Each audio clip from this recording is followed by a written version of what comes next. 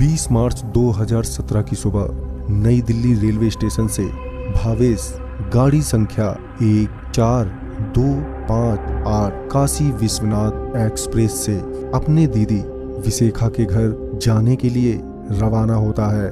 भावेश पहली बार ही अपने दीदी के घर जा रहा था, वो भी अकेले।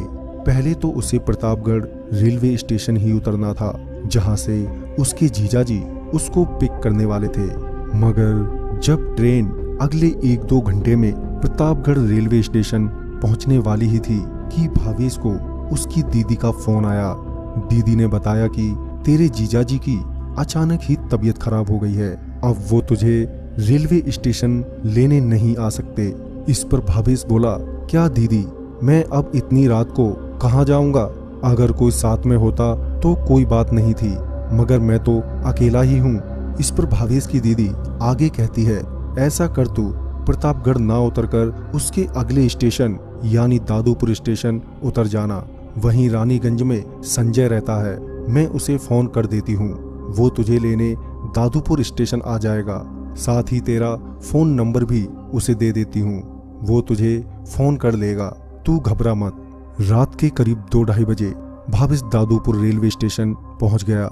दादूपुर एक छोटा सा रेलवे स्टेशन था, जहां कोई लाइट भी नहीं जल रही थी। ऊपर से रात का अंधेरा उस जगह को और भी डरावना बना रहा था। भावेश ट्रेन से उतरकर अपनी दीदी को फोन करता है, ये बताने के लिए कि वो पहुंच गया है। दीदी कहती है कि संजय को फोन कर दिया है, वो तुम्हें लेने के लिए निकल भी गया है, थोड़ी देर में वह पहुंच जाएगा, तुम उसका वहीं इंतजार करना। भावेश अपनी दीदी के कहे अनुसार वहीं पास के बेंच पर बैठ जाता है। थोड़ी देर बाद वो नोटिस करता है कि स्टेशन पर उसके अलावा और कोई भी नहीं है। दूर दूर तक खामोशी और अंधेरा ही है। भावेश को डर लगने लगा था, आखिर वो अकेला जो था। थोड़ी देर में एक लड़की पटरियों के उस पार से भागते हुए आई और उन पटरियों के बीचों बीच लेट गई। ये देखकर भावेश चौंक गया। भावेश उस लड़की को रोकने के लिए जैसे ही बेंच से उठता है कि उसका पांव एक पत्थर से टकरा जाता है, जिस वजह से वो वहीं गिर जाता है। जब भावेश वापस उठा तो उसने देखा कि उन पटरियों पर कोई भी नहीं है। वो लड़की अचानक ही कहीं गायब हो गई थी। भावेश ने इसकी उम्मीद नहीं की थी। अब भावेश डर से कांपने लगा था। भावेश वापस उस बेंच पर जाकर बैठ जाता है। थोड़ी देर में भावेश को किसी की रोने की आवाज सुनाई देती है।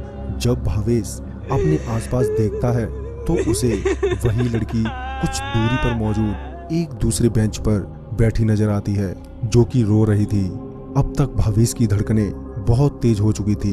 वो समझ गया था कि वो भारी मुसीबत में पड़ गया है कि तभी भावेश के फोन की रिंग बजी। भावेश फोन उठाता है। फोन पर संजय था। संजय ने कहा कि मैं बस पहुंचने वाला ही हूँ, आप स्टेशन के बाहर की ओर आइए, मैं आपको आगे मिल जाऊंगा। और ये कहकर संजय ने फोन काट दिया। जैसे ही भावेश फोन अपने कान से नीचे कर ही रहा होता है कि उसे लगता है कि कोई उसके बगल में बैठा है। जब भावेश अपने बगल में देखता है तो पाता है कि वही लड़की बैठी है जो थोड़ी देर पहले रो रही थी। इतना सब होने के बाद उसको समझ नहीं आ रहा था कि वो करे तो करे क्या। उस लड़की ने अपना चेहरा भावेश की ओर करते हुए कहा, चल मेरे साथ। और फिर उसने भावेश का हाथ पकड़ लिया कि तभी पीछे से एक आवाज आई, भावेश भैया आप हैं क्या? मैं संजय, विशेखा दीदी ने भेजा है आपको लेने के लिए, आइए चलते हैं। भावेश संजय को बताना चाहता था कि वो मुसीबत में है, मगर भावेश ना तो कुछ बोल पा रहा था और ना ही उस बेंच से उठ पा रहा था, मानो भावेश उसी बेंच पर जम गया हो। दूसरी ओर संजय के काफी बोलने के बावजूद जब भावेश ने संजय को जवाब नहीं दिया तो संजय ही भावेश के पास आ गया। संजय भावेश का चेहरा देखकर दंग रह गया। भावेश बहुत घबराया हुआ था, उसका चेहरा पीला और होंठ सूख गए थे। संजय भावेश के कंधे पर हाथ रखते हुए बोलता है, क्या हुआ भावेश भैया, आप इतना घबराए हुए क्यों हो? फिर जाकर भावेश के मुंह से आवाज निकलती है। भावेश चिल्लाते हुए बोलता है, मुझे इस लड़की से बचा लो। संजय बोलता है, कौन सी लड़की? यहाँ तो आपके और मेरे अलावा कोई भी नहीं है। भावेश जब अपने आसपास देखता है तो पाता है कि वो लड़की फिर से गायब हो गई है। थोड़ी देर में संजय भावेश को अपने साथ वहां से ले जाता है। इस तरह उस दिन भावेश की जान बच गई। तो दोस्तों इस वीडियो में बस इतना ही।